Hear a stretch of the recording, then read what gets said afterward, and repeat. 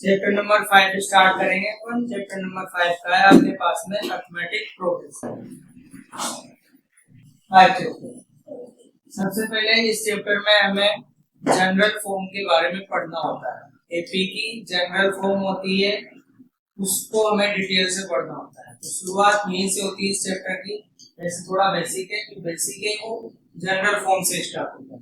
General form क्या होती है वो स्टार्ट करते हैं।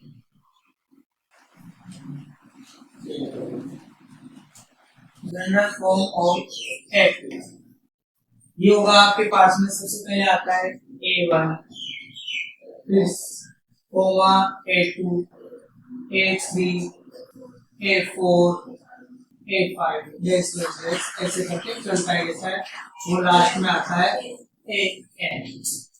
अब A1 को अपन क्या लिखते हैं वो जस्ट इसके नीचे लिख रहा हूं मैं। A1 को अपन लिखेंगे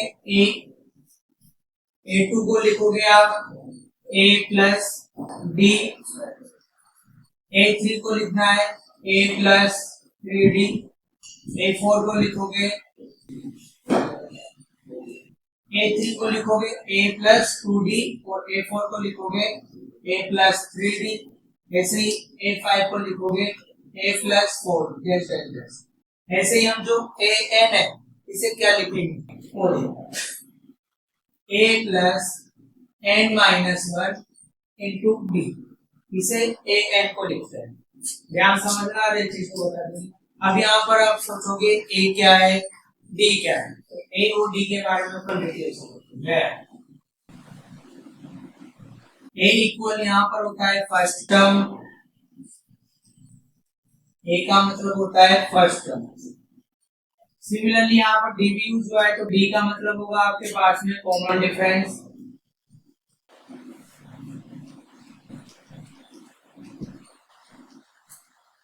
D का मतलब हो जाएगा आपके पास में कॉमन डिफरेंस। अब फर्स्ट टर्म जो बोलते हैं आपको, फर्स्ट टर्म मैंने ऐसे लिखा है, तो फर्स्ट टर्म और एक फर्स्ट टर्म को ऐसे भी लिख सकते हैं।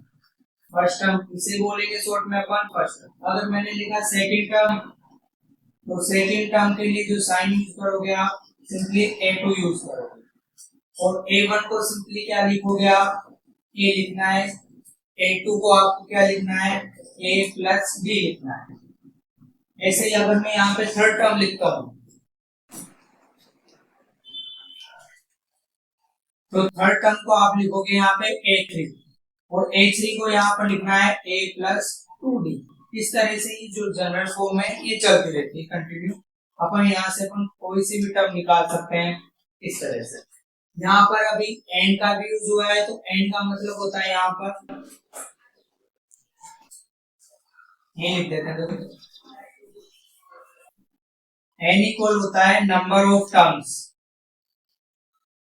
नंबर ऑफ टर्म्स,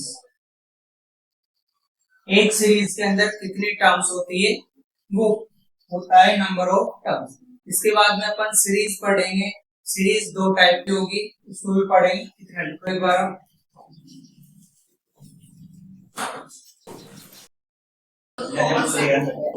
इधर। इससे पहले अपन ने जनरल फॉर्म देखा था, अब सीरीज पढ़ेंगे अपन। यानी जो सीरीज होती है आपके पास में दो टाइप की होती है, एक तो फाइनाइट सीरीज होगी और एक दूसरी होगी इनफिनाइट सीरीज। दो टाइप की होती है सीरीज, एक तो फाइनाइट सीरीज और एक होगी इनफिनाइट सीरीज। एग्जांपल से समझ लेंगे अपन। फाइनाइट सीरीज क्या होती है, एग्जांपल से लेंगे डिफरेंस R7। डिफरेंस R7, जैसे एग्जांपल होगा आपके पास में 2, 4, 6, 8, 10। यहाँ पर जो ये सबसे पहले लिखा हुआ है इसे बोलते हैं फर्स्ट टर्म, यानी ये वैल्यू होती है A की, इसे बोलते हैं फर्स्ट टर्म। अब यहाँ पर सब जगह डिफरेंस 2 के बाद में 4 आया, तो 2 ऐड किया है जब जाके 4 आया है, फिर 4 में मैंने दोबारा 2 ऐड किया है जब जाके 6 आया, तो यहाँ पर सब जगह डिफरेंस सेम है। तो जो डिफरेंस सेम है वही होता है आपके पास में D होता है। तो A का मतलब तो जो सबसे पहले लिखा हुआ होता है वो होता है फर्स्ट टर्म, और इनमें जो डिफरेंस होता है वही क्या होता है आपके पास में D होता है। तो सब जगह यहाँ पर D सेम है, ए हमें पता है। अगर जिसमें डी की वैल्यू सेम होती है वो होता है आपके पास में फाइनाइट सीरीज। अगर जिसमें डी की वैल्यू सेम नहीं होगी वो हो जाएगी आपके पास में इनफिनाइट सीरीज हो जाएगी। तो सेकंड सिंपली हो जाएगी infinite series.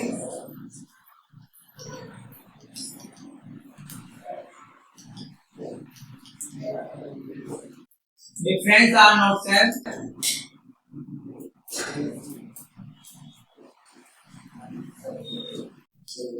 Difference are not same.